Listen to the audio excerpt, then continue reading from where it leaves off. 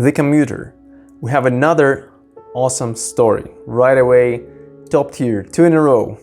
While Martians Come in Clouds is this emotionally gripping experience, The Commuter is equally gripping, but intellectually. So imagine that you work at a train station selling tickets. A person approaches you and asks for a ticket to a place which doesn't exist, it's not on the map.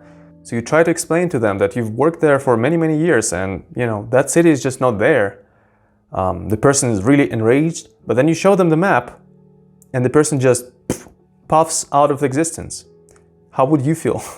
Well, that's the very beginning of the story. The story is all about belief and reality and how those intermingle. I really love it. It's classic P.K.D.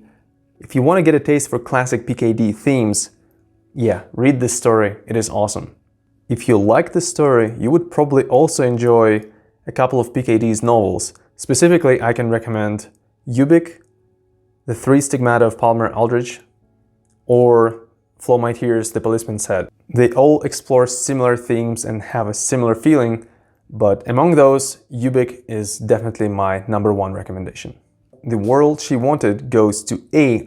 It's a very fun read. Imagine you work as a bartender and a girl comes to you and she convinces you that this world, this reality we exist in, is actually all created for her. And she believes in it, it seems. And what is strange is that everything seems to conform to that belief. When she needs money, suddenly her distant relative that she never heard about before dies and leaves all his wealth to her. Let's say she decides to see the president, just for fun. And it just so happens, conveniently, that a friend of a friend of a friend happens to know Mr. President and is gonna visit them next week.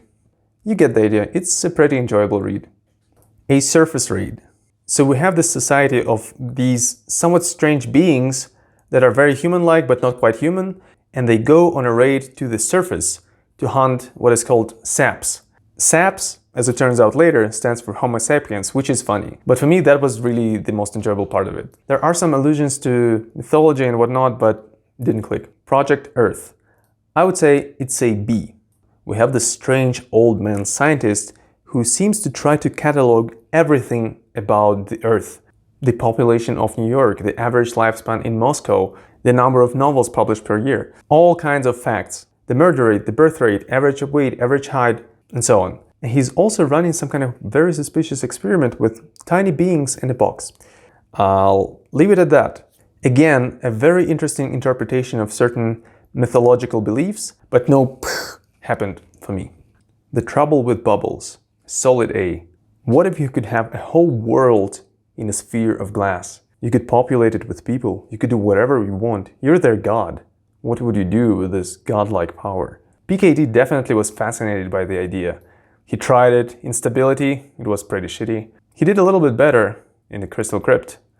But now he comes back with a vengeance, and he does it so well. I love it. It's a great story. I think it digs deep into human psyche, and it does so very subtly because at the surface it's just a very captivating and enjoyable read. So give it a shot.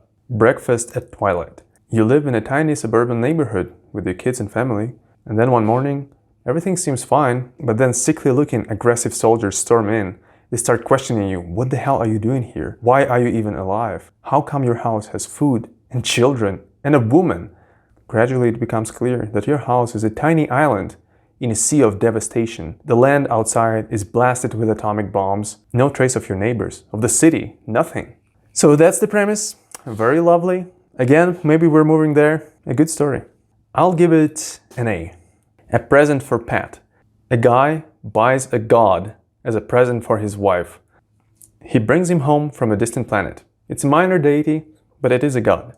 So I really like the premise. The story starts very strong and then fizzles out a little bit. It starts almost S tier and then goes into, I would say, solid B. So that's where it's gonna be. The Hoodmaker. So there are mutants, they can read minds. Government really likes it and they use them a lot. But there's a Hoodmaker, a guy or an organization that makes hoods that protect you from your mind being read. The premise is okay, but it's not the best execution. The plot itself and the resolution, for me, it was very contrived. I did not quite buy the ending. That was like really not impressive. So that's a C for me, something like this. of withered apples. Another story of a wife being obsessed about a very strange thing. This time it is an apple tree. I actually liked the story. It is again not science fiction, but in its own way it is eerie and captivating, but not amazing, so I would say bottom B. Human Is. It's a thought experiment about what it really means to be human. So we have a very annoying husband who goes on a work trip and he comes back really transformed. He's now all lovely and he cares about his wife and he loves children while he hated them before. But what happened, unfortunately, is that a parasite organism has taken over this man's body and mind. So the devastated wife realizes that her newfound happiness is just a result of a parasite, a disease, an alien. So where do you go from there? I thought it's a great story. In some sense, it was actually more lighthearted than maybe I made it sound. I recommend it, and I would say it is an A. Adjustment Team. Another famous story, another typical Dickian premise. You go to work and you see that reality just falls apart. You try to go up the stairs and they just dissolve under your feet. And then there's a group of people that decomposes your coworkers. You run away from them and you think that maybe they're still hunting you, but then everything else seems normal and your wife helps you come back to work and even your workplace seems okay. So that is the premise. Did you go crazy? What the hell happened? Read it. It's a great story. At the same time, for me, it is a B. It's a high B, but the story did not blow my mind and it did not break my heart. And those things are the requirement for the story to be in A or S tier. The Impossible Planet. I'll put it into B. Humanity has spread across the universe, settling galaxies upon galaxies. And they have forgotten their origin. Earth is no more than a myth.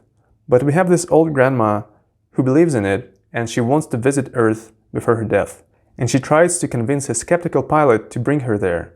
The setting is similar to some of Asimov's works, which I actually like. But the focus, again, is much more on the individual rather than the cosmic. It's a touching story, although a little predictable. Imposter. Imagine you go to work tomorrow and then police apprehends you and tells you that you're a robot and there's a bomb inside you. And it's gonna explode when some specific phrase is triggered. How would that feel? Well, that's pretty much the premise. I would give it a solid B. At the time, that was a super novel idea. And so, you may as well go back and look at the OG, so to speak. The downside for me was that the plot was a little bit contrived. I did not really like how P.K.D handled this trigger phrase idea. The mechanism by which the bomb is activated felt more like a plot device than a realistic thing, so that really spoiled the impression for me a little bit. But overall, a solid read and a very interesting thought experiment. James P. Crow. D. Better than Menace React, but I really did not enjoy this one all that much. So the reference is obvious. We have a society of robots that is dominating the society of humans. Robots are rigging the tests so that humans cannot get, good job positions. This is just too heavy-handed for me. I don't like such on-the-nose metaphors. Maybe at some point it was accurate and it was brave to write something like that. But at the end of the day, my criteria is that how I felt, did I enjoy the read? And I did not at all. And it did not age well, and I'm not sure it was that great when it was originally published. Planet for Transients. Let's give it an A. In Planet for Transients, essentially we have this weird mix of sci-fi and fantasy. A typical scenario, the planet is messed up, humans have to wear protective suits and live underground. The surface is populated by mutants, humans who somehow acquired the ability to resist the radiation. And the world is really teeming with new species, teeming with life, and some of those mutants are very cute. It's a very interesting situation where, on the one hand, humanity as we know it is doomed, but Earth is not. And if anything, it looks like it actually is making a step forward. There is a book, Earth Abides, by a different author. I haven't read it yet, but the descriptions I've heard are giving me a similar underlying motive that at the end of the day, humanity may be extinguished as we know it, but Earth abides and is going to move forward. So I think this one is a very unique combination of darkness and optimism in it, and I love the story. Small Town. Let's put it into A. We have a small man, an unloved husband who in his basement is building a model of a city. So we have again this theme of miniatures. It's an interesting sci-fi take on the story of a small man and of what happens when you don't give the small men the respect that they deserve, is if not for their accomplishments or something, but just as human beings. Souvenir. Let's give it a B. Again, humanity expanded across galaxies, or at least star systems, and we have a person who is looking for more inhabited planets, and he stumbles upon a planet that is kind of legendary because there was this one of the first pioneers of space exploration, and this is the planet that that person founded. At the same time, the idealistic image of what humanity is supposed to become is kind of shuttered when the person learns of the ways in this planet. It is very backwards, in his opinion, in many respects. I think this is a very interesting illustration of how high a price we should be willing to pay if we want to achieve this universal peace and, uniform culture. Now that I think about it in the context of cancel culture, I think this one aged really well, and I'm actually gonna bump it up just for its prophetic value. Survey team. Earth is messed up again, radioactive, a surface is not suitable for living, so we have a group of astronauts who are checking out Mars, like, can we colonize it maybe? And Mars looks pretty shitty. It's not just hostile, it looks drained of resources. For me, it was annoyingly predictable for like half of the story, so that was a detriment, but a decent read overall. Prominent author. That's a strong A. I love it a lot. So we have this instant transportation device. It's like a tunnel. You step into it and it connects you to your office. You just need to make a couple of steps. We have our protagonist who is given this device to test. And what he discovers is that it seems that there's a hole in his tunnel and there are little beings that try to, it seems, communicate with him somehow. So that's the premise. I really like where P.K.D. has taken it. It touches upon some serious themes, more of an intellectual treat than an emotional one, but it is a fun read and the implications are very amusing. So I consulted with Albert, I made a few changes, most notably the defenders went way down compared to where it was. I don't know why I put it in A initially, maybe it was a misclick. So I downgraded the defenders, I made a few small changes here, and I still struggle to say, okay, this is my final one, but I think I'm never gonna stop unless I stop right now. So this is our final ranking. Hooray! Super. Albert, thank you so much for inviting me. It was a pleasure.